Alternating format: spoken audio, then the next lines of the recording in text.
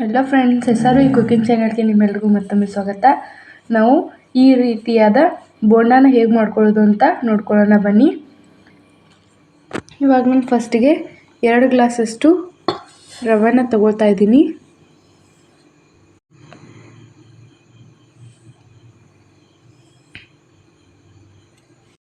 ನೋಡಿ ಫ್ರೆಂಡ್ಸ್, ನಾನಿವಾಗ 2 ಗ್ಲಾಸಷ್ಟು ರವೆಗೆ 1.5 ಗ್ಲಾಸಷ್ಟು ಮಜ್ಜಿಗೆನ ಹಾಕೋತಾ ಇದ್ದೀನಿ.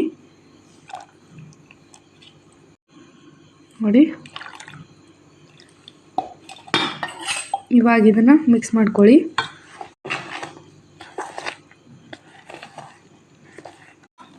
ಸ್ವಲ್ಪನೇ ನೀರು ಹಾಕೊಳ್ತಾ ಇದ್ದೀನಿ. ನೋಡಿ ಫ್ರೆಂಡ್ಸ್, ಈ ರೀತಿಯಾಗಿದೆ. ಇವಾಗ ಇದಕ್ಕೆ ರುಚಿಗೆ ತಕ್ಕಷ್ಟು ಉಪ್ಪು ಹಾಕ್ಕೊಳ್ಳಿ.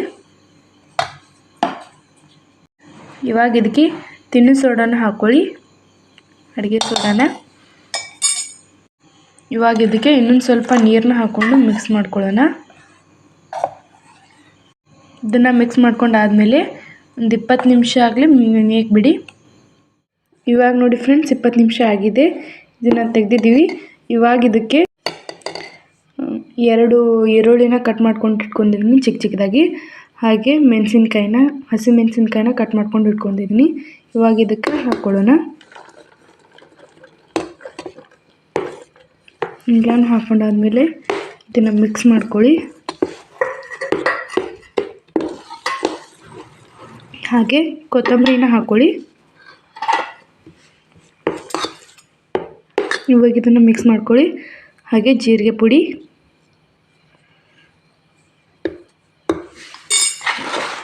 ನೋಡಿ ಈ ರೀತಿಯಾಗಿ ಪೂರ್ತಿಯಾಗಿ ಮಿಕ್ಸ್ ಮಾಡ್ಕೊಳ್ಳಿ.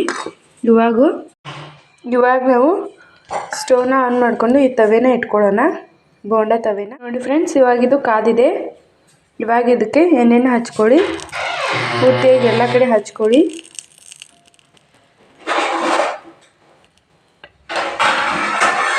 ಹೀಗೆ ಎಲ್ಲಕ್ಕೂ ಹಚ್ಕೊಳ್ಳಿ.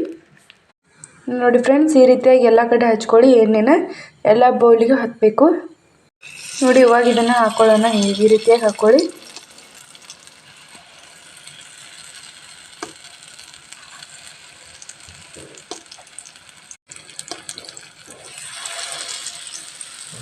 ನೋಡಿ, ಈ ರೀತಿಯಾಗಿ ಎಲ್ಲ ಕಡೆ ಹಾಕ್ಕೊಳ್ಳಿ.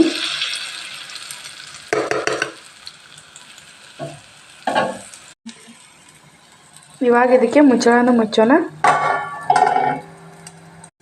ಇವಾಗ ಇದನ್ನ 1 ನಿಮಿಷ ಬಿಡಿ. ನೋಡಿ ಫ್ರೆಂಡ್ಸ್, ಇವಾಗ ಇದನ್ನು ಮುಚ್ಚಳನ ತಗೊಳ್ಳೋಣ. ನೋಡಿ ಎಷ್ಟು ಚೆನ್ನಾಗಿ ಬೆಂದಿದೆ ಅಂತ. ಇವಾಗ ಇದನ್ನ ಚಿಕ್ಕ ಚಮಚದಿಂದ ತಗೊಳ್ಳೋಣ. ಮೇಲೆ ಎಣ್ಣೆನ ಹಚ್ಕೊಳ್ಳಿ.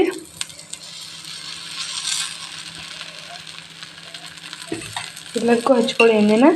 ಇದನ್ನು ಚಿಕ್ಕ ಚಮಚದಿಂದ ಉಲ್ಟಾ ತಿರುವಿ ಹಾಕ್ಕೊಳ್ಳಿ. ಈ ರೀತಿಯಾಗಿ ತಕ್ಕೊಳ್ಳಿ.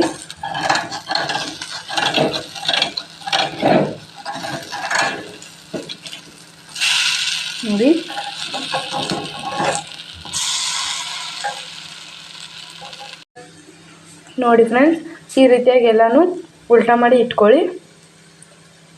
ನೋಡಿ ಫ್ರೆಂಡ್ಸ್, ಇವಾಗ ಇದು ಬೇದಿದೆ. ಇವಾಗ ಇದನ್ನ ತಕ್ಕೊಳ್ಳೋಣ.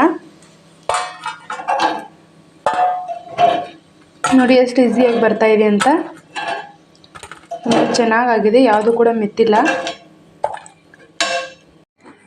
ನೋಡಿ ಫ್ರೆಂಡ್ಸ್, ಇವಾಗ ನಮ್ಮ ಬೋಂಡ ರೆಡಿ ಆಗಿದೆ.